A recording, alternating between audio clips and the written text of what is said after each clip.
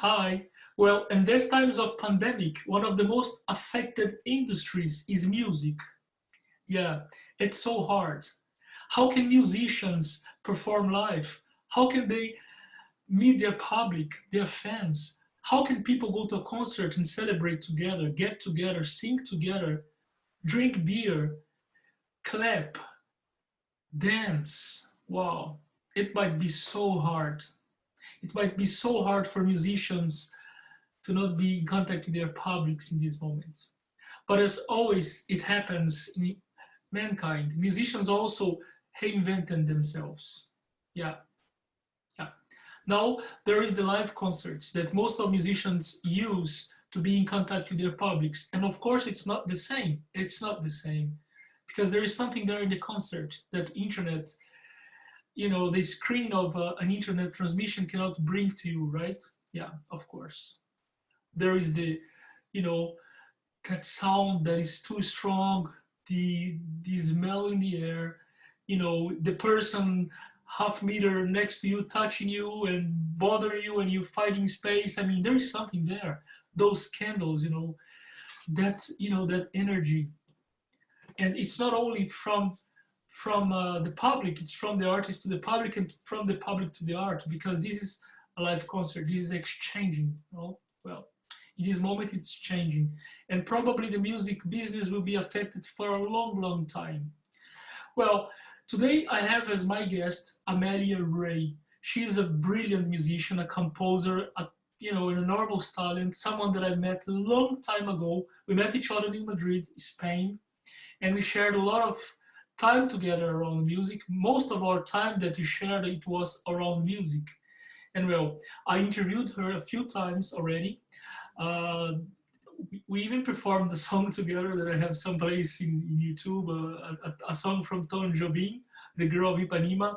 So it's a person that I've been following her career for a long time.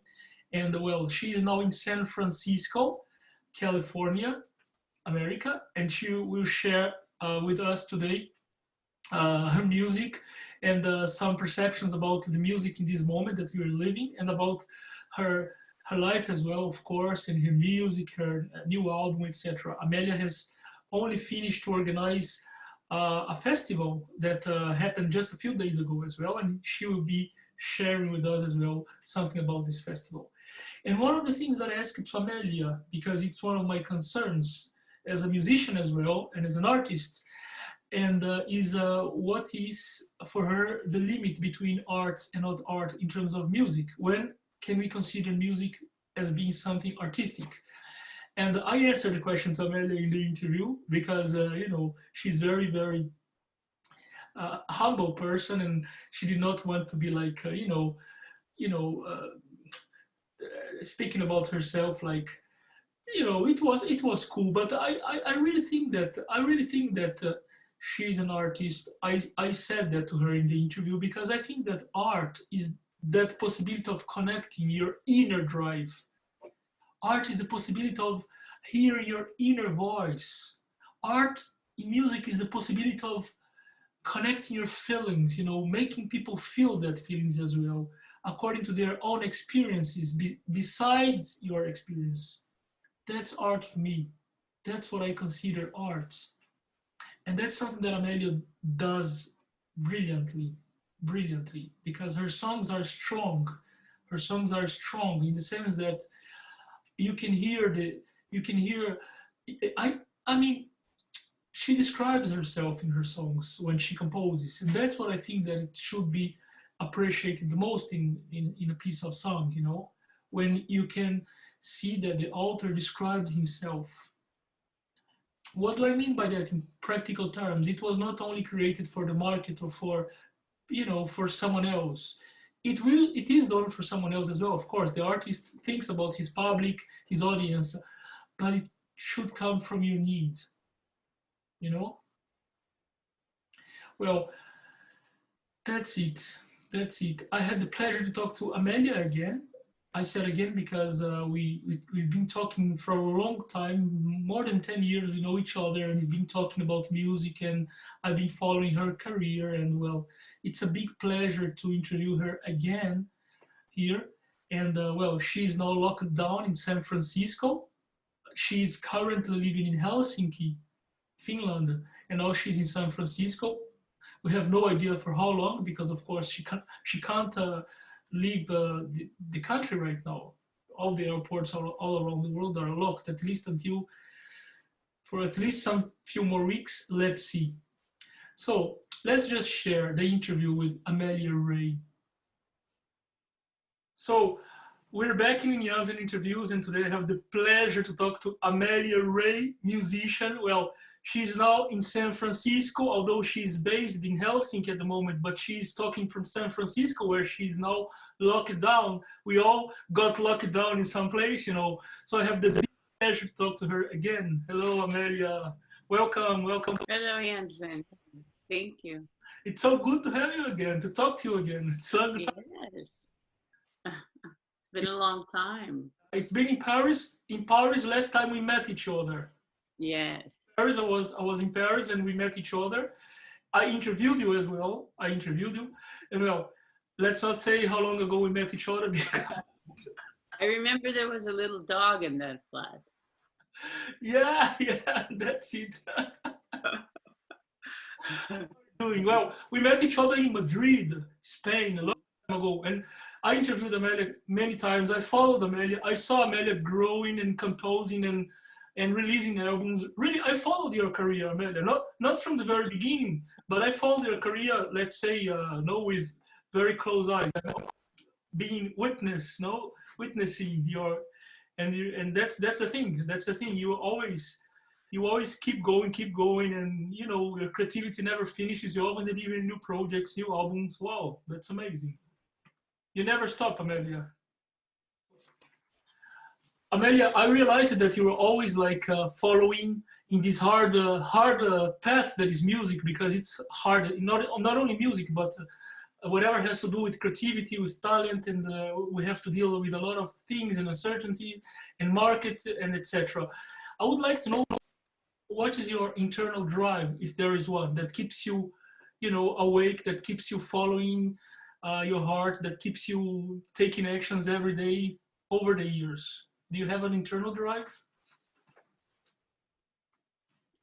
I've not really thought about that. I just, I guess I don't have a choice. Wow, interesting. I wake up, what I do. That's interesting. That's interesting. That's interesting because it's like I'm motivated by telling stories. I like to share stories and my perceptions of the world around me, and I'm motivated to share these perceptions in an artistic way, either through writing a story or writing a song, or so I guess it's just my way of sharing the world as I see it. Interesting. Well, in the moment that I met you, I remember your lyrics when I used to listen your albums and you know analyze your lyrics. You're a little bit political, right? You like to think your ideas and put them out there in your music. It's not only about love and peace, and you have a little bit of you. I mean, you take part of the debate sometimes. Do you still do it, or not so much anymore? Um, it just depends. I mean, I wouldn't say I was so much political. I mean, we're just responding to news stories or what was happening in the world at the time, and I think there are waves of that. You know, recently I don't want to listen to the news at all. Music. So. No, I said you had some references in your music to political issues or maybe ideological issues. I remember that. Yeah, I definitely did. And it also depends on the project that I'm working on. For instance, my next album is based on a novel, so there's nothing novel that was written in published in the 1930s. So there's nothing current or political in that project. But it just depends. It depends on what inspires me. There's no, I don't have any An obsession. rules. Mhm. No, no. Yeah. Okay, you just follow your feelings, and in each moment, whatever is like those things that concern you in such a moment, you express in your art. Yeah, yeah. I think I find it uh, easier sometimes to communicate through song or through writing what I'm feeling about a particular subject. Mhm. Um, there's a there's a certain safety in distancing yourself from something, and the storytelling, the art kind of gives you a layer of distance between your emotions and Yeah, that's the word, emotions. I think music, in the first level, they can touch emotions, no? They can touch emotions of other people. Then we have a lot of considerations, like technical considerations, you know, aesthetical ones, and etc. But I think like this is the thing, when you can connect your emotions with the public emotions, right? Mhm. So I would like to know, because you're a composer, and when you compose your own songs, you're a creator. And creating is producing art. It's supposed to be producing art. If you're creating from your emotions and producing results, etc. What is for you, in terms of music, the definition of art? When can we consider that a piece of music is art and it's not, and when it's not? Well, I don't think I'm qualified to answer that. I'm not certain anyone is. I think that's something that each person defines for themselves. Well, in my definition, for example, I think when you do something that is connected to your inner needs, it's art. And you do something that, like, let's suppose, because it's going to be a hit in the market, because it's more commercial, because when you look outside, it's not art anymore. That's my definition. Just like simplify, because it's not only this, but I see like this. That's why I appreciate your work, because I see that I hear your voice. I hear your voice in your music, in your songs. But how do you know it's my voice and not someone else's? No, What makes you certain it's mine? even if it's someone else, it's reflecting in your, because I don't know. I'm an artist as well. I can hear your voice. I can hear your voice. There is some denominator there. Okay. Maybe Uh, maybe no. Okay, it's okay. It's good to question ourselves. And if you do it, question yourself, it's I'm blessed. No, it's good. mhm. And Amelia, where as a musician there is on the road, you're a real musician, that you not only, as that's what I meant, you not only compose pour la galerie, like we say in French, not only for, but you feel that music you compose, you go wherever you have to go, you organize festivals, you go to bars, to shows, you make concerts. I mean, this is a real musician. Where do you think music go in the future? Because 20 years ago, 30 years ago, it was a big industry, no, and it was political, it was social, because it did not have internet, people could not get together more than in concerts. And now, which is the place of music and where it's going in the future, from your point of view, from your analysis? Uh,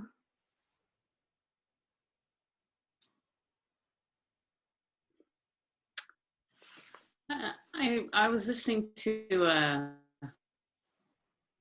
podcast a while ago, sometime last summer, and the the the presenters were in an uproar because some song had been written by AI, by artificial intelligence, and it was I don't know if it received some awards or something, but anyway, it had been released.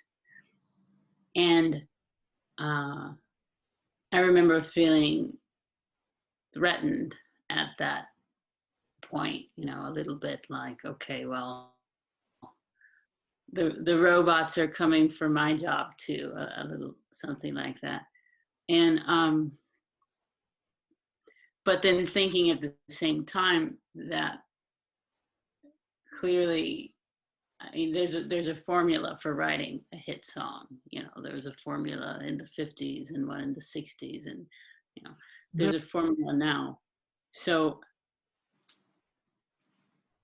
if you know, people want to make hit songs and follow this formula, does it really matter if it's a living, breathing person following the formula or a piece of software? And it doesn't. It doesn't matter.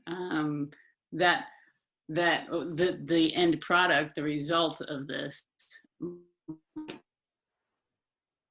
be a little bit further away from what we might call art.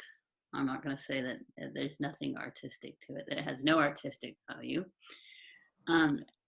But I think, anyway, trying to get back to the point of your question,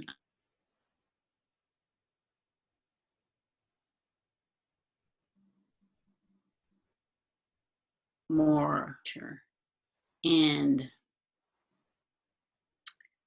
I think given just the sheer amount of people creating music and the ease with which we can do it these days, you know, you get a laptop, it comes with software that allows you to edit audio. You can get $100 microphone and you don't, you know, a good pair of headphones, and you can be up and running in half a day's time.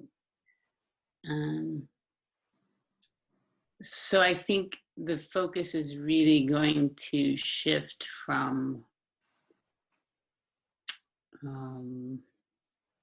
the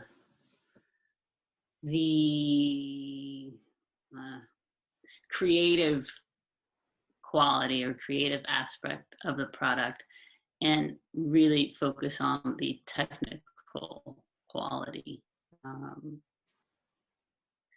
I don't think there's going to be much room for lo-fi productions anymore. If there are, it's going to be a very strict rule of what is considered lo-fi, what are the parameters for that. And certainly with live performance or streaming performances, the quality of streaming performance is going to have to be extremely good to compete in this new world of no or very limited live performances. I think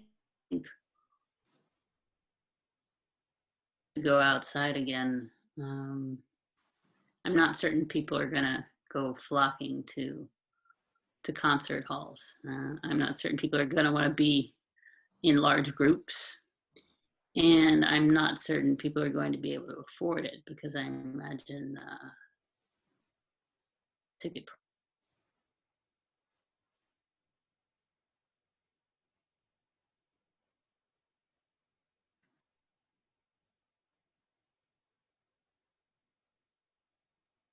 to see a really great act, or concerts are $5 and the quality's not that good. Mm-hmm. But these are just, you know, some of the things I've been thinking about. It's interesting. It's interesting. Yeah. It's interesting because in this moment of lockdown, we are seeing something that I myself never expected before.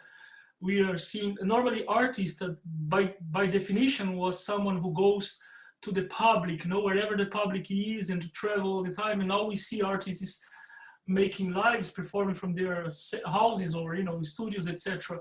Do you think is it possible after the lockdown that many performers will choose to make concerts from their bases, from their cities, from their houses, their studios, and do it online? And you know, and charge tickets, etc. But from there, you know, you have a big stage in your studio, you don't have to travel with that structure. You can just perform live and people watch it on TV. Or there is something there in the concert that you cannot replace for a live, something in the air. I think that there's, you know, there's a missing element. Yeah. The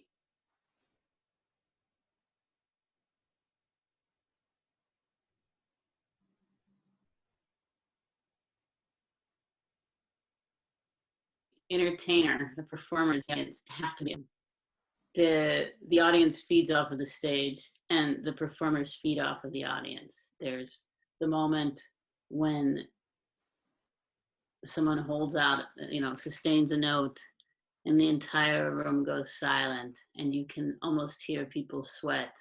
And then there's the moment when someone sustains a note and the entire audience jumps to their feet and, is screaming. These, that's what's a live show, and we're doing what we can now in this downtime. We're trying to provide what quality of entertainment we can given the situation, but nothing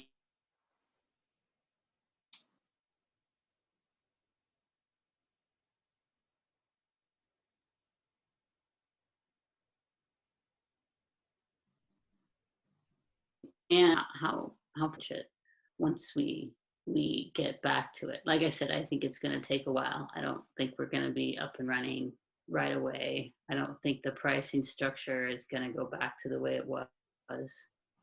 Mm-hmm. It might be that a live show is the coveted prize of the wealthy. I don't know how it's going to look, but there's no substitute for it. Yeah, definitely. Well, you've just in these last days, you've just organized a festival, right? An online festival for with some musicians. I've been watching a little bit of the festival, the material of the festival. Most of them are from America or English singers, etc. Tell us a little bit about this festival, how it was, how was the idea from, and why, and how it was.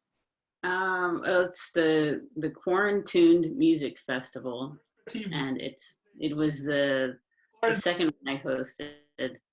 I got the idea in March when I was in Iceland, and my concert in Reykjavik had been canceled. This name that even say, yeah. And I wanted to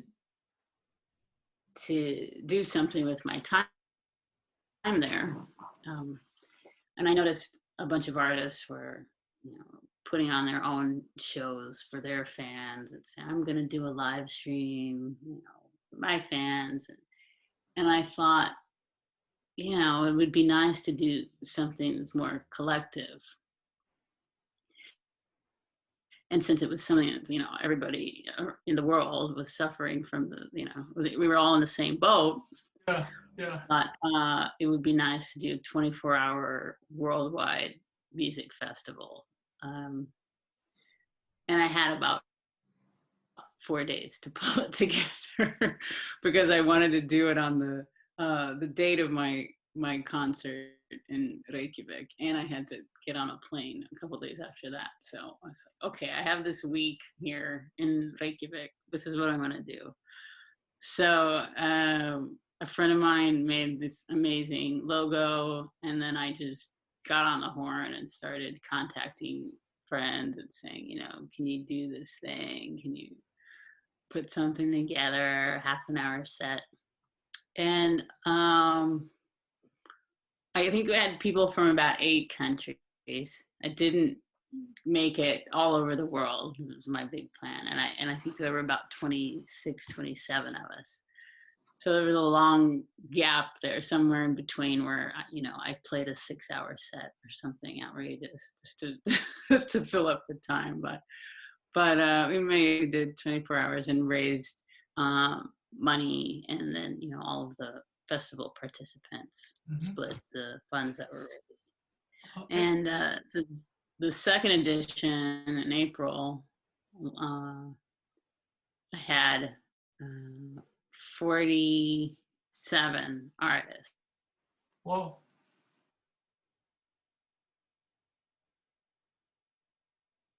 So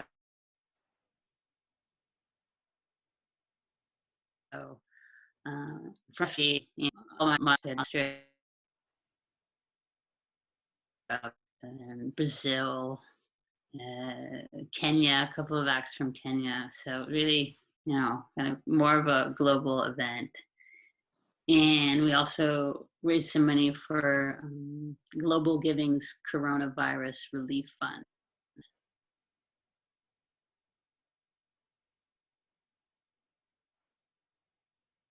So I was really excited about that. I had a great time because it's for 24 hours. I'm hosting my own private music party. It's like people that I want to see, and then they're getting exposure, and we're all raising funds together. So and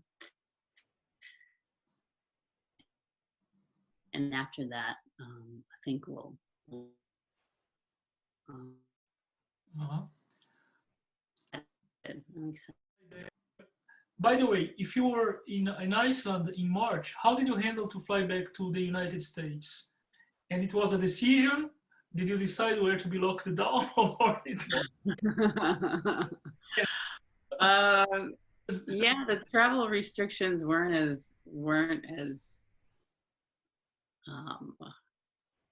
tight, I guess, as we feared they might be, or maybe I got in right before, just in time, I think. But I already had my flight to the States, so I said, well, I'll give it a try, and if they send me somewhere else or don't let me in, then I'll deal with it then. But I made it in. Would you have chosen San Francisco if you could to be locked down? Let's tell the public Amelia is in San Francisco now, no, in California. Yeah, I did choose. That's why I came here. I said, if I'm gonna be, locked down for a couple of months, then. And how is life in San Francisco in this moment? People are, because San Francisco is the happy city by excellence. No, it's like it's the happy city in the world. So how is people behaving at the moment? I guess okay. I really don't go out that much. There's a park at the end of the block. Uh-huh. So if I want to get some fresh air and exercise, I'll, go walk around the block, or go walk around the park. I've been at the post office and the market, but people kind of keep to themselves and respect the 6 foot, meter and a half rule for the most part. The restaurants most of them are the ones that can afford to stay open are delivering food. So we've been doing a lot of cooking too. The transportation is, I think they've shut down 70% of the bus routes or something like that, which must be a nightmare for people who still have to go to work. But yeah, I've just been enjoying the time, reading and catching up on television shows and so I don't mind being locked inside for the time being. I've got plenty to keep me occupied. Mm-hmm. Okay. Well, I would like to ask you, if you don't mind, to play something to share something with our public. What do you think? Do you think I don't know if the internet will hold up. Yeah. So I'm talking to Amelia Ray directly from San Francisco and California, the United States, and now she's going to perform a song for us. Amelia, what are you going to perform?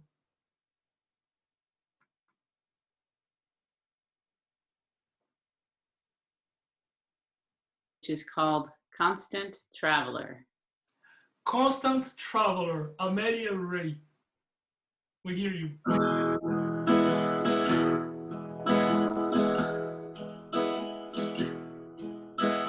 Touchdown in the middle of nowhere.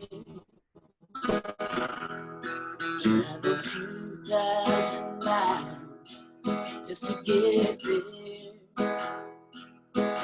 Nobody sad at home, worried, waiting up for me.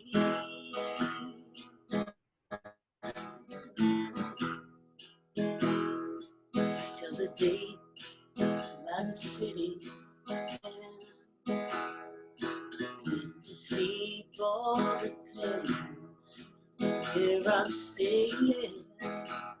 Curse the dawn with a new or an old friend. Every now and then,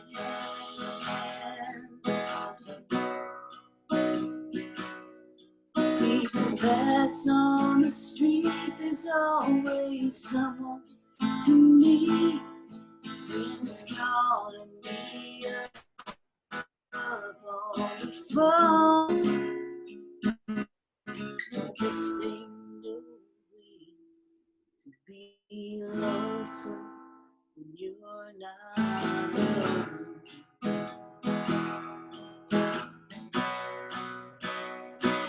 A trail of an anonymous place, and hard in the lines on our faces. Raise a glass in a toast to what's come to be. Freedom's monotony. Between singing the blues and long nights with cheap blues, made family wherever I roam. Just ain't no way to be homesick.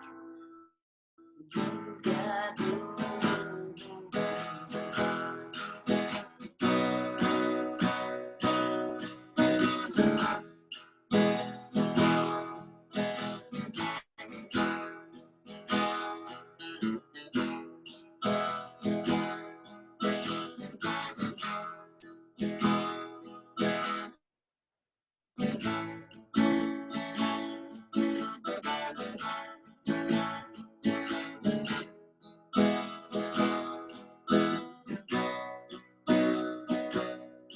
No time for routine every day, and you see, I tell you this life ain't so bad. It just ain't no way to miss something you never had.